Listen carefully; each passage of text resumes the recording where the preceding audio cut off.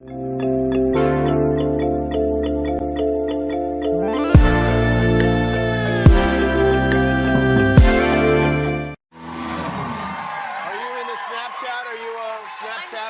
not, but I wish I was, if that's what you get. That is what you get. You see? And you get it for free, too. It's really an amazing thing. Is it comfortable?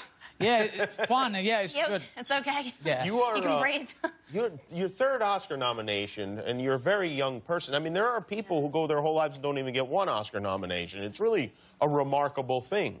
Thanks. Yeah, it's... yeah, I mean, yes, it is. Yeah. No, it's I know it's not brilliant. a question. It's more of a statement. Yeah, no, I didn't really know how to... Yeah. Yeah, no, it's... what's that for? That is just tape. There's a little sort of wooden... When I hold up... Here's a talk show secret for you. So when I hold up the album, I know where to put it. Such a pro. Isn't that something? The magic, These are the tricks of the trade. Yeah. Oh, my God.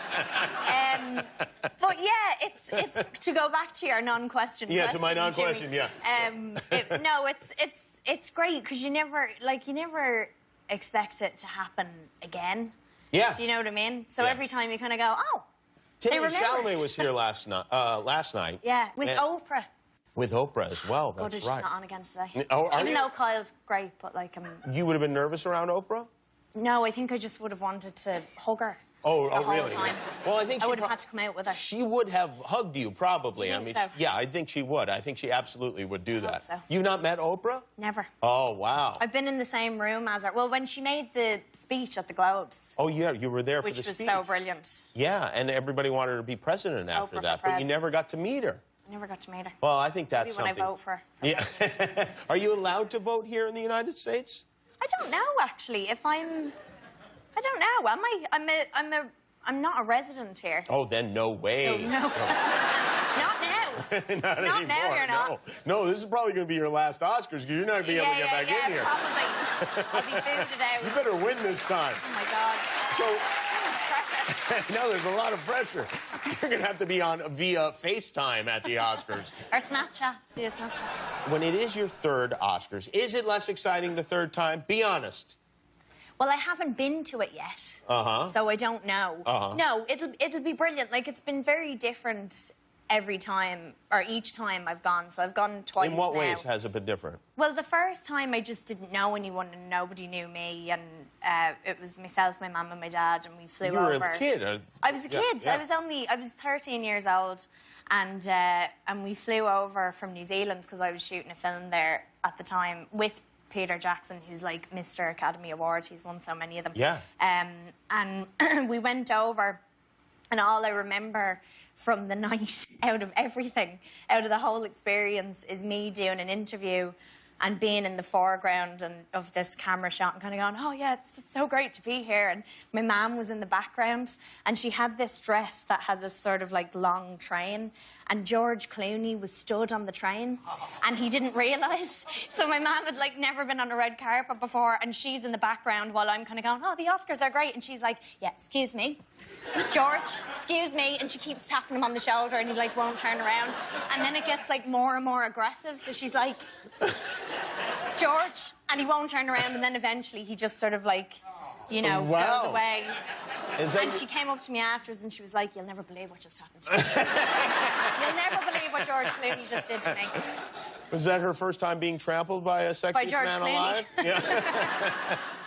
So exciting. That was the first time you were at the Oscars. The first time was the George Clooney. Was the second time more successful? I don't know if you'd call it more successful. We, again, Mother and I were out in the main area, just outside the auditorium, where there is a bar. Mm-hmm. We weren't necessarily having a drink at that time, but we were chatting away to everyone. You know how it is. Well, we're going to be doing it in in a week from now. Yeah. But everyone's chatting away outside, and it's very exciting and stuff. And everyone sort of started to queue up to go in, but we thought, like, oh, we've got loads of time, we can just chat away to everyone. And then all of a sudden we hear someone say, and now, the 88th Academy Awards! And they, like, locked the door. Oh. And we were outside, and we had to run in, and we almost missed the opening monologue, and we, like, barely made it in. Because your mother needed a drink. Because I think I needed a drink. Oh, you needed a drink, we were, you know, we were networking, we were chatting. Yeah. I think Wheeling and dealing. Sounds to me like you need to leave your mother at home this year. Is she... She's better than I am. She's the best +1. Oh, she is a good +1. She's a good +1. Okay, yeah. that's good. Yeah, Yeah. she doesn't embarrass you in any way?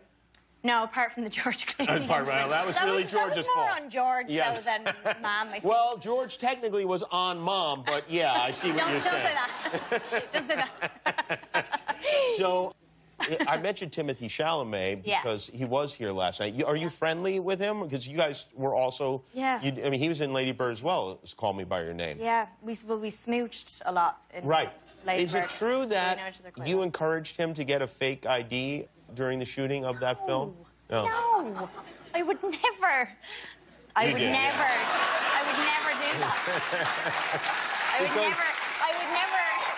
It must have been odd for you to come to this country when back home you're legally allowed to drink, and then all At of a like sudden... 12, yeah. Yeah. Well, no, you get your, you know, you're legally able to drink at 18 at home, and so he was about 19 at the time, and I just know the pain of, you know, going out with a crew that you're working with on a Saturday, and, you know, you've been drinking for a few years at home, and you know what you're doing, and you go out with everyone, and you're the only one that's turned away. And so I mentioned to him that people had mentioned to me in the past that you could get an ID that isn't necessarily legit, Right, and it yeah. may get you, and which is exactly what happened to me a few years ago. I've only used one once, and I wouldn't recommend it to anyone. What happened? Well, it's ironic that I'm an actor and it terrifies me so much, but it really terrifies me to pretend to be someone else in real life. And my friend, we were going into this club, and I was about like 19, 20 at the time. And she wanted to go to this really sort of cool club. She's from New Zealand. And she said, listen, I have a spare ID. She had like her passport or library card or something like that. And she was like, just take this. And I was like, but what do I say if he asks me questions? Or should I, like, do an accent? Maybe I should do an accent. So when I was in the queuing up to this club, I started coming up with, like, this backstory for Rose and kind of going, like, OK, I'm Kiwi, so I need to talk like that. And they'll ask me about my age. And so I came up with this, like, whole, like, arc for the character. And then I was like, here you go, here's my ID. And he was like, cool, yeah, go on in. And that was it. That was it. Disappointing in a way. It was.